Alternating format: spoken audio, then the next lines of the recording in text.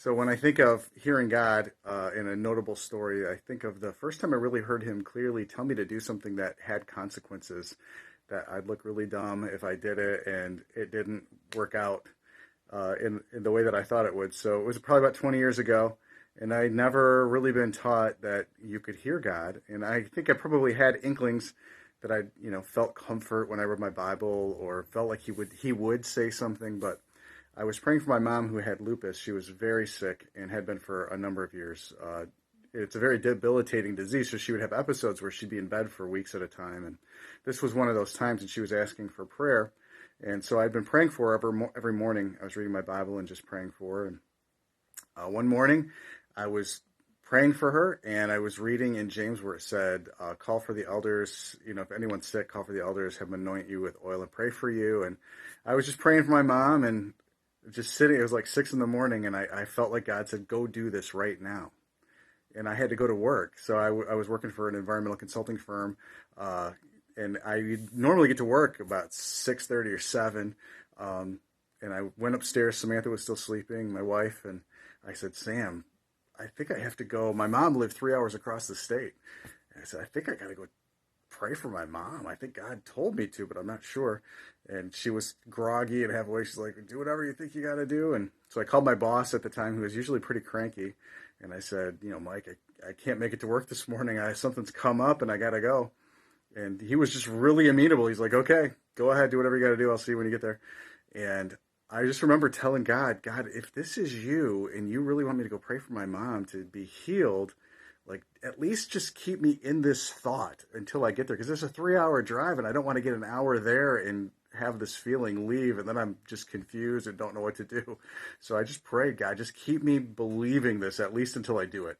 And then if I'm wrong, I'm wrong. I just knew I'd rather obey him and be wrong than miss it and have been right. And so it's just calculation I made in my head. I stopped at the grocery store, it was by our house, and I bought this huge thing of extra virgin olive oil because I didn't know what kind of oil you're supposed to use, and I figured olive oil sounded Mediterranean. So I bought the big thing of oil and I drove across the state. And I really didn't know for sure where my mom was. It was before cell phones. So I went to her office. I figured I'd go to her office, and if she wasn't there, I'd go find her at home. And her office was about an hour from her house, or about 40 minutes from her house. And I pull into the office parking lot. It had to be about, I don't even know what time it was, maybe 9:30 in the morning, 10. And my mom was pulling in the exact same time that I was pulling into her office. And just like, she's like, what are you doing here?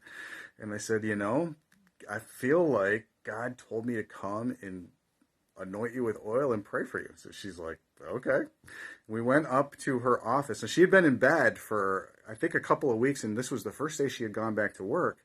And I prayed for her, and I didn't know what to pray. So I just said, we were going to a Lutheran church at the time, and when you took the Eucharist at the Lutheran church, they would say, the blood of Christ shed for you, and they'd give you the little wafer, and you'd take the drink of the wine, and that's all I knew to pray. So I just put the oil on her forehead and said, the blood of Christ was shed for you too. And I looked at her, I'm like, I guess that's it. I don't know. And so I got in my car, and I just remember thanking God that he kept me believing it until I got there. Nothing really seemed to happen. But it turns out that my mom totally got healed of lupus. It's an incurable disease. It's just, there's no cure for it. Some people go into remission. She wasn't in remission. She actually went through 10 years, I think it was 10 years of testing. The doctors could not explain. They couldn't find any of the, no traceable amounts of antibodies by the time 10 years were up. Like she was gone. Like they gave her a letter saying you don't have lupus, which doesn't happen. So it was amazing in that it was probably the least feely hearing of God I've ever experienced. And I've prayed for people to get healed since then and seen some people get healed, but never anything as dramatic as like an incurable disease getting cured.